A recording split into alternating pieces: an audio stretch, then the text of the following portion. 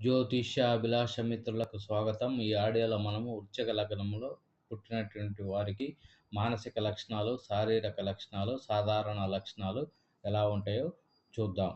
వృశ్చిక లగ్నము మేష లగ్నం నుంచి అష్టమ రాశికి సంబంధించినటువంటి లగ్నము. సో ఈ లగ్నంలో పుట్టినటువంటి వారు శుక్రుడు యొక్క దృష్టి కానీ లగ్నం మీద ఉంటే వీరు పొడుగ్గా, అందంగా ఉంటారనమాట. అదే బుధుడు యొక్క దృష్టి కానీ లగ్నం మీద కానీ ఉన్నట్లయితే కొద్దిగా దృఢంగా ఉండి, వెడల్పుగా ఉండి, కొద్దిగా లావుగా ఉండడం జరుగుతుంది. అదే గురువు యొక్క దృష్టి కానీ లగ్నం మీద ఉండి అక్కడ కుజుడు కానీ ఉంటే వీరికి ఉదరము కొద్దిగా పెద్దదిగా ఉండి, లావుగా ఉండి, పొట్ట భాగం కొద్దిగా ఎక్కువగా ముందుకు వచ్చే అవకాశం ఉంటుందన్నమాట. సో వీరి యొక్క మానసిక లక్షణాలు ఎలా ఉంటాయంటే, ఈ లగ్నంలో పుట్టిన వారు వ్యంగ్యంగా ప్రవర్తిస్తూ ఉంటారు. అవతలి వారిని ఒక్కొక్కసారి అపహాస్య పాలు చేయడంలో వీళ్ళు ముందుంటారన్నమాట. సమగ్రమైన ఆలోచనలు లేనివారుగా ఉంటారు. ఈ రాశిలో పుట్టిన స్త్రీలు పురుష స్వభావులై పురుషుల్లాగా ప్రవర్తిస్తూ ఉంటారన్నమాట. ఎక్కువ మంది అతీంద్రియ విద్యలపై ఆసక్తి, సునిశ్చితమైన గ్రహణ బుద్ధి ఉంటుంది. వీరిని ప్రభావితం చేయడం చాలా కష్టం. సో వీరి యొక్క శారీరక లక్షణాలు ఎలా ఉంటాయంటే, ఆకర్షణీయమైన రూపంతో ఆకట్టుకుంటూ ఉంటారు. ఎముక బలము కలిగి పెద్ద పెద్ద కళ్ళతో, పొడవుగా ఉంగరాల జుత్తు, విశాలమైన నుదురు కలిగి ఉంటారన్నమాట. సో వీరి యొక్క సాధారణ లక్షణాలు ఎలా ఉంటాయంటే, ఉదారమైన లక్షణాలు ఉన్నప్పటికీ కుత్సితమైన బుద్ధి, ఉత్సాహవంతులై ఉంటారు.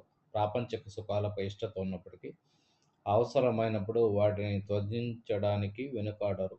మోటుతనం, క్రూరత్వంతో వాదనలు చేయడం, సాహస లక్షణాలు ఉంటాయన్నమాట. ఖర్చు విషయంలో అసలు వెనుకాడరు. ఎంత ఖర్చు అయినా వెనుకాడతారు. వీరికి ఒక స్త్రీ సంతానం కానీ ఉంటే ఆ స్త్రీకి విదేశాలలో వివాహం చేస్తారన్నమాట ఎక్కువ మంది. పురుష సంతానం ఉన్నప్పుడు మామూలుగా వివాహం చేస్తారు. అదే స్త్రీ సంతానం కానీ ఉంటే విదేశాలలో వివాహం చేస్తూ ఉంటారన్నమాట. సుఖములపై మోజు ఉన్నప్పటికీ ఖర్చు విషయంలో ఎంత మాత్రం కూడా వెనకాడరు. ఎంత ఖర్చైనా భరిస్తారు. సంగీత, నృత్య, సాహిత్యాది విషయాలలో ప్రవేశం ఉంటుంది. శరీరం ఉష్ణతత్వము అవడంతో మూలశంకాది అనారోగ్యాలు ఎక్కువగా ఏర్పడుతూ ఉంటాయి. సో అందువల్ల వీరు వాటర్ అనేది ఎక్కువగా తీసుకోవడం జరుగుతూ ఉండాలి.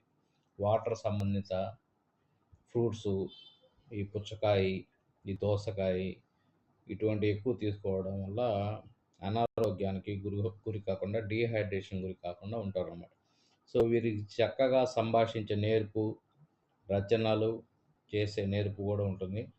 4 to 5 లాంగ్వేజెస్లో ఎక్కువ మంది మాట్లాడుతుండడం కూడా గమనించదగ్గ విషయం. సో వీరి తెలివితేటలపై వీరికి అపార నమ్మకం ఉంటుంది. సో ఈ వృశ్చిక లగ్నంలో పుట్టినట్టు వారు ఎక్కువగా